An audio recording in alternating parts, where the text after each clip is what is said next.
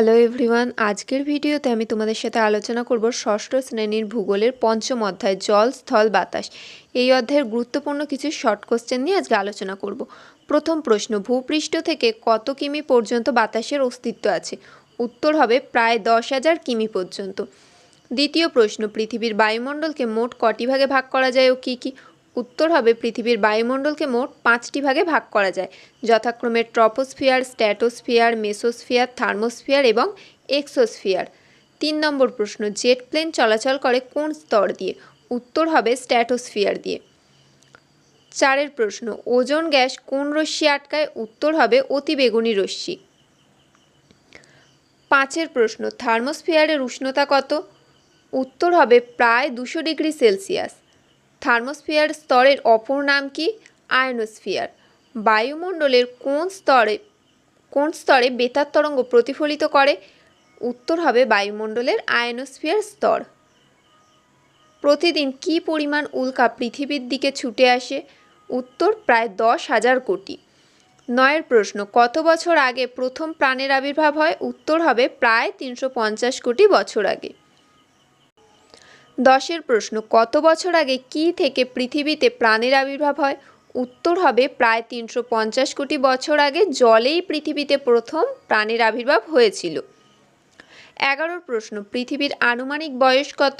উত্তর হবে প্রায় 460 কোটি বছর। 12 প্রশ্ন, পৃথিবীকে কটি ভাগে ভাগ করা যায় ও কী কী?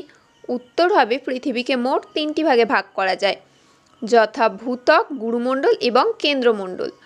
13 প্রশ্ন, পৃথিবীর একদম উপরিপৃষ্ঠকে কি বলে? উত্তর হবে ভূত্বক।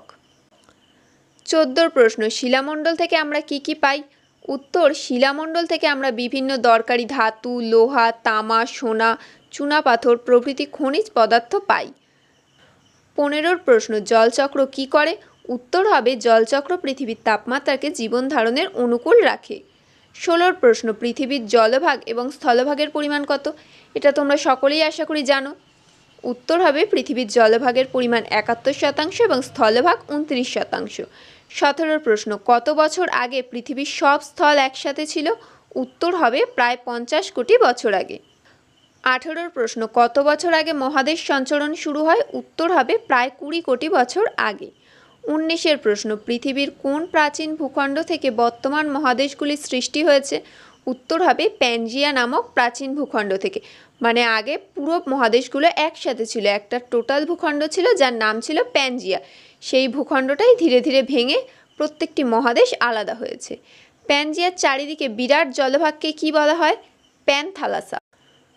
21 প্রশ্ন, পৃথিবীতে কটি মহাদেশ আছে ও কী কী? উত্তর হবে পৃথিবীতে 7টি মহাদেশ আছে, যথা এশিয়া, ইউরোপ, উত্তর আমেরিকা, দক্ষিণ আমেরিকা, আন্টার্কটিকা, আফ্রিকা এবং ওশিয়ানিয়া। 22 প্রশ্ন, পৃথিবীতে মোট কতগুলি মহাসাগর আছে ও কী কী? উত্তর হবে পৃথিবীতে মোট 5টি মহাসাগর আছে, যথা সুমেরু মহাসাগর, প্রশান্ত মহাসাগর, আটলান্টিক মহাসাগর, ভারত মহাসাগর এবং কুমেরু মহাসাগর। পৃথিবীর ক্ষুদ্রতম মহাদেশ কোনটি? ওশিয়ানিয়া মহাদেশ। আর পৃথিবীর বৃহত্তম এবং জনবহুল মহাদেশ কোনটি? উত্তর হবে এশিয়া মহাদেশ। পৃথিবীর বৃহত্তম মহাসাগর কোনটি? উত্তর হবে প্রশান্ত মহাসাগর। আর পৃথিবীর ক্ষুদ্রতম মহাসাগর কোনটি? সুমেরু মহাসাগর। 27 প্রশ্ন, উত্তর আমেরিকার প্রধান পর্বতশ্রেণী কোনটি? উত্তর হবে রকি। 28 প্রশ্ন, এশিয়া মহাদেশে মোট কয়টি দেশ আছে? উত্তর হবে 44টি দেশ, আর তার মধ্যে একটি দেশ হচ্ছে আমাদের দেশ ভারত। ইউরেশিয়া কাকে বলে? উত্তর হবে ইউরোপ এবং এশিয়া এই দুটি মহাদেশকে একত্রে ইউরেশিয়া বলে। 30 প্রশ্ন, ইউরোপের প্রধান পর্বতশ্রেণী কোনটি? উত্তর হবে আল্পস। 31 প্রশ্ন, পৃথিবীর বৃহত্তম নদী কোনটি? উত্তর হবে আমাজন। 32 প্রশ্ন, পৃথিবীর শুষ্কতম শীতল মরুভূমি কোনটি? উত্তর হবে প্যাটাগোনিয়া। 33 প্রশ্ন, পৃথিবীর দীর্ঘতম নদী কোনটি? উত্তর হবে নীলনদ। এটা কিন্তু অনেকেই এই দুটোর মধ্যে কনফিউজড হয়ে যায় যে পৃথিবীর বৃহত্তম নদী কোনটি আর দীর্ঘতম নদী কোনটি। 34 প্রশ্ন, পৃথিবীর বৃহত্তম উষ্ণ মরুভূমি সাহারা কোথায় অবস্থিত? উত্তর হবে আফ্রিকা মহাদেশে। এখানে কিন্তু আরেকটা প্রশ্ন ঘুরিয়ে হতে পারে যে পৃথিবীর বৃহত্তম মরুভূমি কোনটি? সেক্ষেত্রে উত্তর হবে সাহারা। 35 প্রশ্ন, আফ্রিকার প্রধান পর্বতশ্রেণী কি? উত্তর হবে আটলাস। আজকের ভিডিওটি এখানেই শেষ করলাম। ভিডিওটি ভালো লাগলে অবশ্যই একটি লাইক করে দিও এবং এরকম আরও অনেক ভিডিও পেতে চ্যানেলটিকে সাবস্ক্রাইব করে পাশে থেকো।